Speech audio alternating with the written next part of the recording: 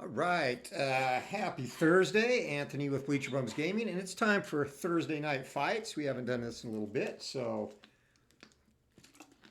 we are going to get our Time Machine Boxing Union back up on the channel. And I made a couple of modifications to it. For those of you that don't know, actually maybe check out one of the other videos, but brief explanation, it's 30 randomly selected fighters from across all eras. And initially I had them in 4 different groups, actually 5 different groups. But what I've done is condensed that to a championship group, which has the champion and the top 15 contenders, in a club group, and the club group consists of 14 fighters, and they are trying to work their way up into the championship group. And the way you do that, the number 1 and number 2 ranked fighters in the club group every week have a promotion bout, and the winner moves up to the championship group, and then whoever loses the relegation bout, which is between the 14th and 15th ranked fighters in the championship group, moves down. So very much like a tiered or promotion relegation soccer system. And again, though, just condensed to 2 groups now instead of the 5. It's just a little easier to manage. So up to speed on the rules. If a fighter loses the club relegation bout twice, and that's the 13 and 14 ranked fighters in the club group, if they lose that relegation fight twice, they are automatically retired. And the other way fighters will retire in this universe is once they have had 10 fights, there is a 30% chance for a non-champion to retire and a 15% chance for a champion to retire. And 15 fights, that goes to 50%, 25%, and 20 fights, 80 and 40%. And the reason for that is all the fighters start this universe with the records that they had when they finished their boxing careers. So don't want to be too excessive and cycle a lot of new faces in. So far, the fighters who've been around in the club, this will be their 5th fight. And really current champion Peter Jackson, and he's in our main event tonight, which will be a 15-round title bout against Big John Tate, who earned that right last week, or in the last card we had. And Jackson's going to be heavily favored in this one, obviously, and he could be set for a pretty decent run. Fighters in the championship group, and I'll give you the rankings. Jackson the champ, 1 is John Tate, 2 is Tyson Fury, 3 is Dwayne Bobick, 4 is Evander Holyfield, 5 is Harry Coetzee, 6 is Jeff Merritt, 7 Joe Macy, Burt Cooper, Vasily Zhirov, 10th is Jack Bodell, and the 11th through 15 fighters in order are Primo Carnera, Peter McNeely, George Travalo, Sultan Abragamov, and Joe Bugner. So of those fighters, Holyfield definitely has a shot. Travalo, actually, as he works his way up, could as well. And, of course, Tyson Fury. But Jackson definitely the cream of the crop in the championship group right now. And in the club group, the fighters ranked 1 through 14 in order coming into tonight were Rudy Lubers, Mike Weaver, Jake Kilrain, Ray Mercer, Tom Cowler, Scott Frank, Chuck Wepner, Corey Sanders, Bill Squires, Jared Quarry, David Jaco, Lawrence Clay Bay, Jim Flynn, and Mexican Pete Everett. So not a lot of fighters that will strike fear in your hearts in that group if you're the champion. And basically I shuffle all the heavyweights in the first 2 sets, and whoever comes in next will just be a random pick. So that could be Muhammad Ali, it could be Mel Turnbow, you never know. So going over the scope of the fights outside of the championship fights, I use the Glory Days enhanced quick play charts, which you can see up on the screen, lets you get a bout done in 2 minutes or less. I use that for all the club group fights and all of the championship group fights except the main event. So I've already done the club group fights offline, so I'll go over those results to you. First, in the promotion bout, Mike Weaver captured a 10-round decision over Rudy Luber, so he will be joining the championship group for our next card. Jake Kilrain, a slight surprise, a split decision over Ray Mercer. Scott Frank, a unanimous decision over Tom Cowler. Corey Sanders, a unanimous decision over a very tough Chuck Wepner. Jerry Corey knocked out Bill Squires in 3 rounds. Lawrence Clay Bay, a 3rd round TKO over David Jaco. And in the club group relegation match, Pete Everett, who was already sitting on 1 loss, was knocked out in the 7th round by Jim Flynn. So Everett will be retired after tonight and will be debuting a new fighter randomly selected for the next card. So that's where we stand there. And in our championship group, we'll get those fights going right now, again using the quick play charts, which you see up on the screen. And I do have a tutorial on this if you want to investigate that further. All right, so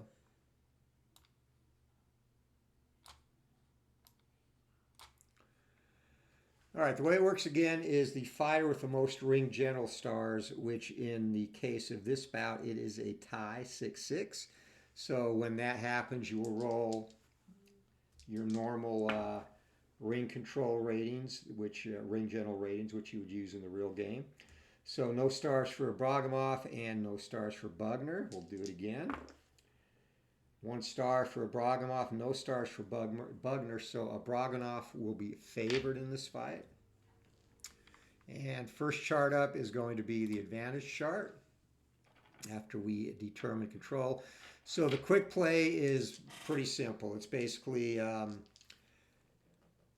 to 3 rolls of 2d10 and d20, and then occasionally you'll have to bring in another d20 to check for power, knockout, stuff like that, but it goes pretty quick, as you will see. All right, so to establish control, and again even, so this will be a toss-up. 20 establishes, the d20 establishes control, and that's going to be the favored fighter, Abragamov, in the first segment, and 91 on the chart. If fighter not in control has a higher stamina rating, they get 1 point. If less, 1 point to opponent and make a will check. So Bugner, 70, he does have the higher stamina. He's going to get a point there. So 7-6 now. And again, these points are their total ring general stars. 7-6 as we move to the power chart. And Bugner looking to capture control. He does, 91. Fighter behind on points gets a power check. This is going to go to Abragamov. If successful, opponent does fatigued will check. So power check for Sultan. Got to be 4 or less. It is not. He gets a point though, and we're going to the final segment. The closing chart, and tied at 7 apiece. All right, and 14, and that is going to go to... that will go to Joe Bugner. So Bugner, chance to come on strong here in the final segment. 61 is the roll. If fighter in control gets 1 point if favored, which he's not. If fighter in control is an underdog, make will check and 1 point to the favorite. If no, TKO.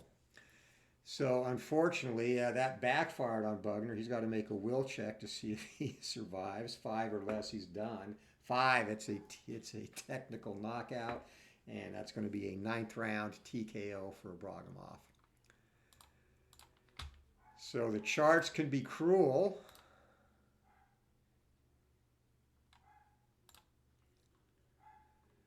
All right, so Abragamov, TKO 9 Bugner, and we will move on to our next fight. So next fight will be the rugged Canadian, George Chuvalo.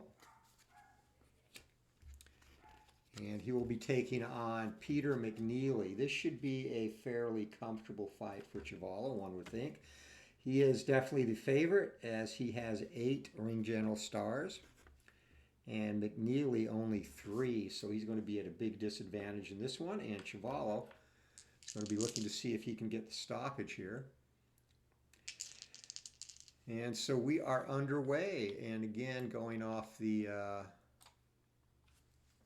advantage chart, and Chavallo 13, and he's going to take control there since he has that big 5-point advantage already. And roll of 0-7. Check for cut on fighter with highest cut rating. If they fail, suffer a cut, lose a point. If it's tied, check for both. So cut rating is 15 for McNeely. He's definitely going to be one getting checked. And we'll use the crimson dice to simulate the blood that is surely set to come. So McNeely suffers a cut, and he now trails 8-2 as he loses a point as we go to the power segment.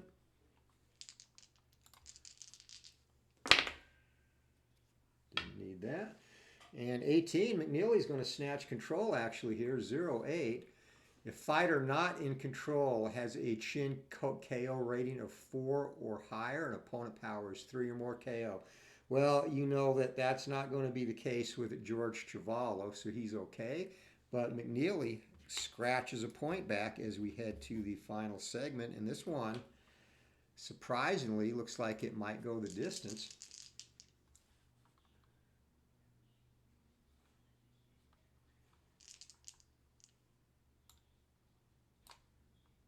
Get rid of this thing here. Oh well. All right, here we go. Final segment, and that is going to be 7. Chavallo in control, 69.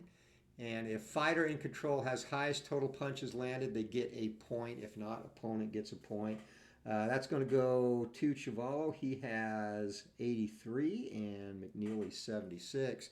So he's going to get the point. And with a 6.9-3 advantage on the scoring you see down here, 5 or more, it's going to be an easy unanimous decision win for Chavallo. And I know he was hoping he could stop McNeely, but that was not the case. So on to the next fight we go, but Chavallo will move up in the rankings. And next up is going to be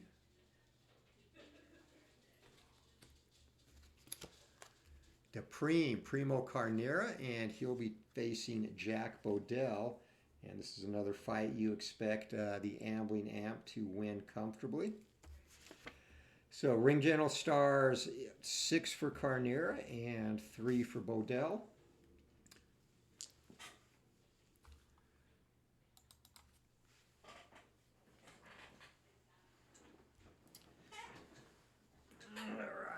All right, fighters are in their corner, so for the advantage chart, here we go. And it's going to be a 2. Carnera in control, 74. Fighter in control has an outside punches landed range of 50 or higher. They get 2 points. If lower, they get 1 point. He's definitely not. He's actually pretty freaking close, 49. But he will still steal a point out of that as we head to the power chart. And again, these enhanced quick play charts, if you do not know, are available for a free download on the Facebook page or the Sideline Strategy website. So 20, Bodell is going to take control in the power segment. If point difference is 2 or more, which it is, trailing fighter rolls check on will rating. No TKO or point difference less than 2, they get a point.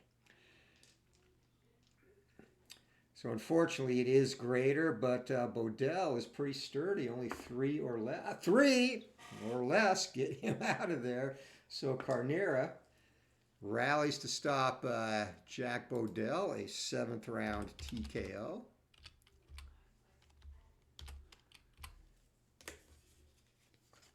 As he got the numbers he needed to get on the dice. So next up, another potential mismatch. This is Vasily Girov versus Bert Cooper, and actually not that big of a mismatch. 5 stars for Girov and 3 for Sugar Bert. All right, opening segment and Giroff in control right out of the gate. 75, a fighter in control has a punches landed range. There's that 50 or more again, and he does not, so he'll get a point for that. 6-3 as we go to the power chart.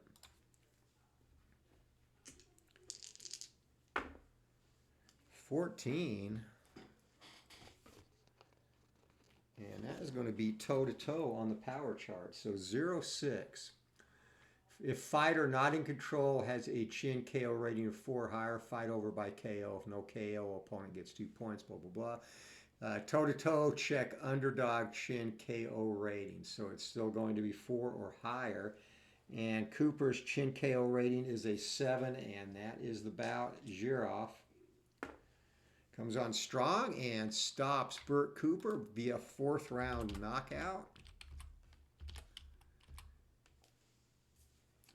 So Giroff will rise in the rankings and Cooper will fall. Next up, as we are getting closer to our big main event, Peter Jackson versus John Tate for the Time Machine Boxing Union Heavyweight Championship. This will be Jackson's 3rd defense, by the way. So Baby Joe Macy against Jeff Merritt, and difference there is going to be 6-4 to start. Macy with the advantage. And 20, Merritt's going to take control early on here in the advantage segment of the fight. 27, fighter not in control has a foul rating over 5. They lose a point. If 5 or lower or toe-to-toe, no points lost. So Macy is not in control. His foul rating is 4. It is all good as we go to the power chart. This is where most of these stoppages occur, but they can occur on either of the other 2 charts as well, just not as common. 15 with a 2-punch or a 2-point differential in scoring, and that is going to go to Merritt again. So Merritt pressing the action here. Fighter ahead on points, pours it on. Add power to opponent's fatigued chin KO. If 8 or more, it is a knockout. So Merritt in control, but Macy pouring it on 5, and his chin KO rating is 17. It's over. Baby Joe Macy stops Jeff Merritt in the 10th round.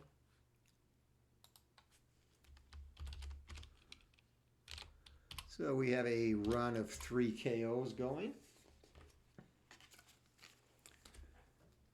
And 2 more fights till the main event, and this one, Evander, the real deal Holyfield versus Harry Coetzee, the bionic hand. This could provide some fireworks. It's 8-6. Holyfield will have the advantage to start off, but Coetzee is very tough, and he has that right hand going for him. So we're underway. 8. Holyfield is going to have the advantage on the or control on the advantage chart. 35, if difference between foul ratings is 5 or greater, award 1 point to the fighter with the lowest rating. Probably not going to be the case. It's only 2. We're good. No points change hands as we go to the next power chart. 9, Holyfield in control again. 43, if difference in points is 2 or less, fighter with fewer points makes a power check. It is 2 or less. If successful, check opponent's chin KO. So this is actually a chance for Coetzee. And again, we talked about that right hand. 12, and he does not get it done on the power check.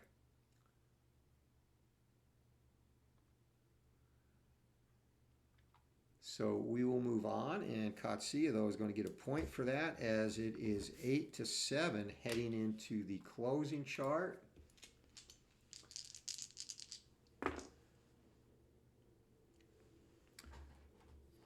And Coetzee, once again, he managed to keep control all 3 charts in this fight, which is pretty rare for the underdog. So 11 on the closing chart, fighter in control, surges, gets 1 point. If toe-to-toe, 1 point to the favored fighter. So Coetzee has fought the fight of his life, managed to stay out of harm's way, and it's going to come down to the judges, and this is going to be a very close fight. Holyfield does have a slight advantage as the favorite, and we're going to have a split decision going to the favored fighter, Evander, the real deal Holyfield. So Katsuya definitely put up an epic performance, gave Holyfield all he wanted, controlled all the charts, and came up just short in the end. A not too controversial split decision. All right, the winner of this bout qualifies for next week's title shot. So Tyson Fury be taking on Dwayne Bobick, and Fury 8-5. He'll have a 3-point advantage to start as we are underway. 18 though, that is going to go to Bobick, and roll of 84. If fighter in control has equal or higher stamina, they get 1 point, and opponent makes a will check. Wow. 70-75, it is not. So no points are awarded there as we go to the power chart. Fury sometimes starts slow, and Bobick, the underdogs, Bobick is in control again, 68. Add power of fighter in control to opponent's will. Wow, if 10 or more, TKO win. So 4 and 4 is 8. Not going to happen, but Bobick gets a point as he closes the gap to 8-6, heading into the closing chart. Fury also getting more than he bargained for here. And Fury, though, he's going to take control on the closing chart, 33.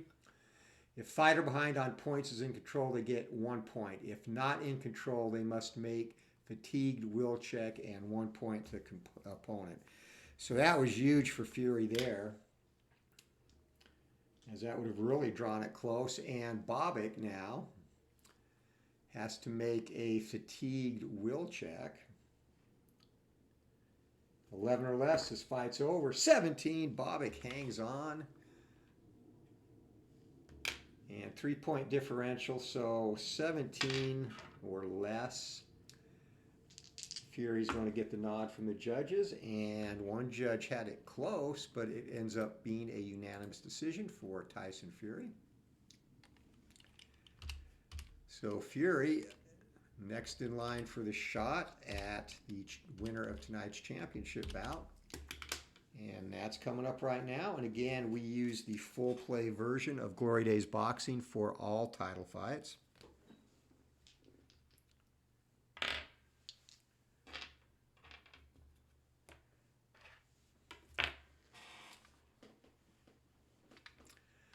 All right, so let's go over the specifics here.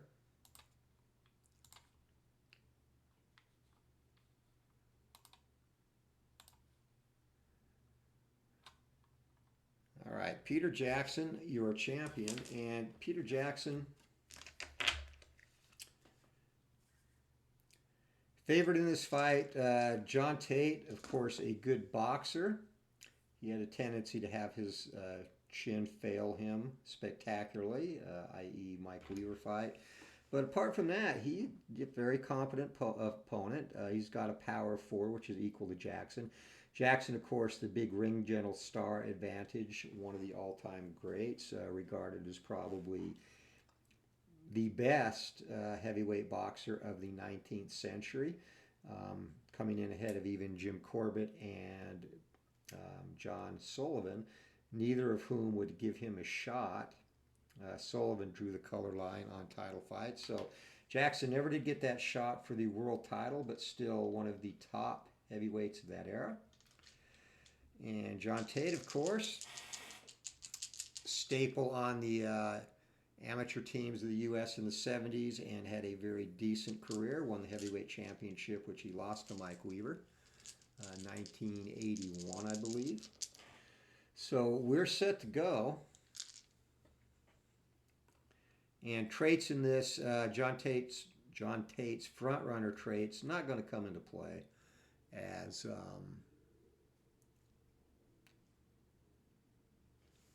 he has less ring general stars than Mike Weaver, so his chin KO rating is going to be the same. Or chin KD rating is going to be the same, I'm sorry. And Peter Jackson has the counterpoint trait. And what that means is whenever he lands a counter punch, he's going to get an additional point.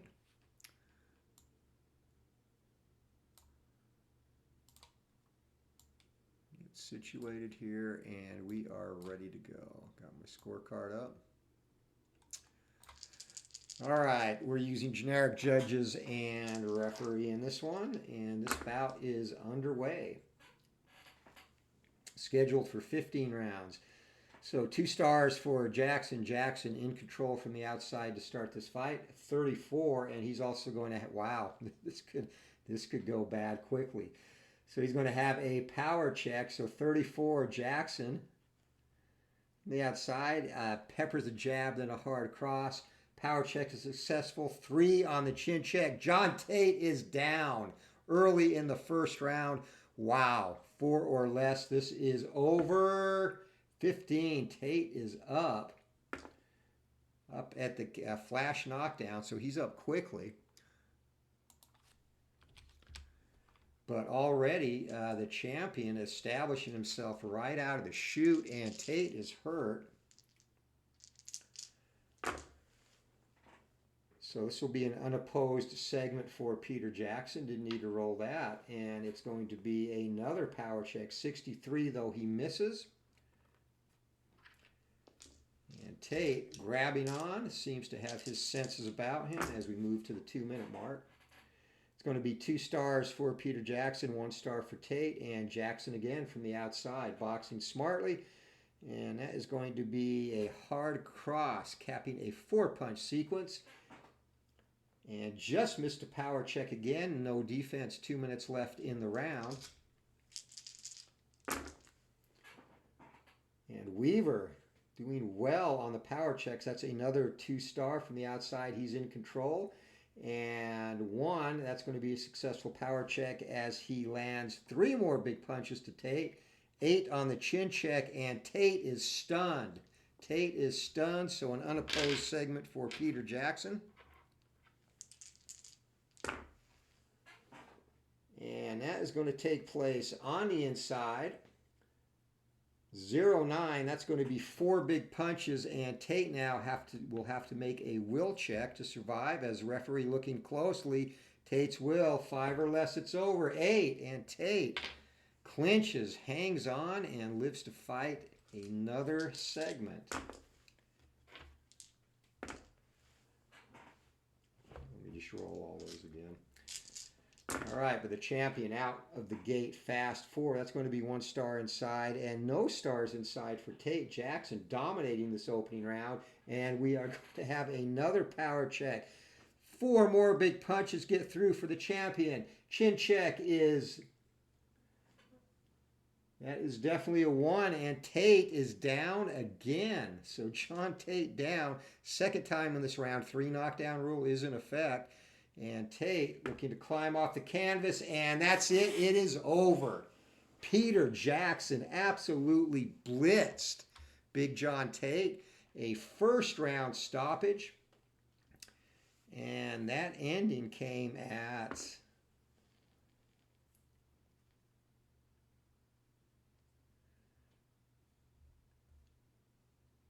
144 of the opening stanza. So Jackson defends his Time Machine Boxing Union Heavyweight Championship with a 1st round TKO. And we will be back to announce the winners and provide very brief punch stats. None for Tate. All right, here we go. Ladies and gentlemen, at the time of 144 of round number 1, referee Richard Steele stops the contest. Your winner by technical knockout and still Time Machine Boxing Union Heavyweight Champion of the World, the Black Prince, Peter Jackson. So not much to say about this, except it was not a good night for John Tate. My goodness. Jackson flew out of the corner, dropped him within the first 20 seconds of the round, hurt him a 2nd time, and dropped him a 3rd time. scoring the technical knock, or scoring the knockout, I should say, at 1:44. And Tate never had a chance to break a sweat, nor did he land a punch. Jackson landed 18. So a dominant and very impressive win for our heavyweight champion, which now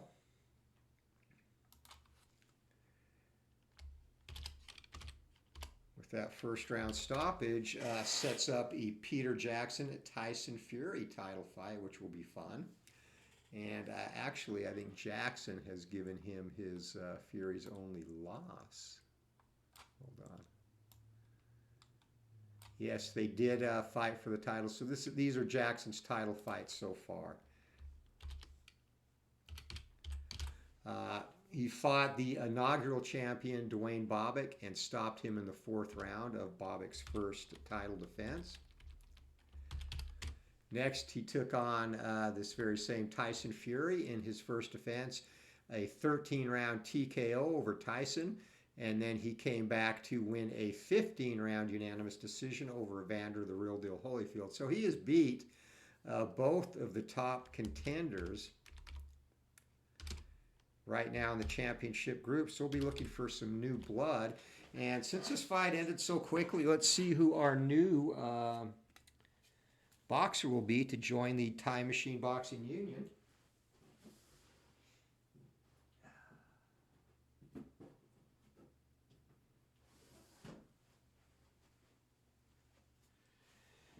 And he will come from the stack of the fighter that got eliminated, Mexican Pete Everett.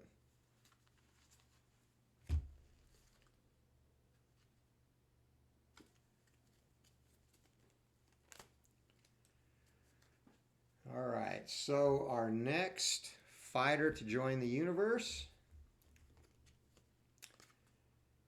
is going to be the hard-hitting and low stamina Samuel Peters. So a dangerous fighter, but not one that's probably going to make a lot of noise as time goes on. But he will make his club debut in our next card. So that's going to do it.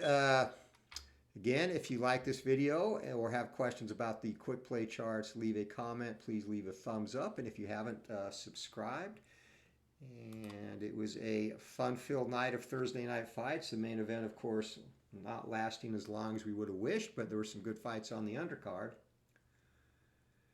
And an intriguing rematch between Fury and Jackson coming up next time. So until then, this is Anthony with Bleacher Bums Gaming. Hope you all have a great night. Keep rolling, and we will see you later.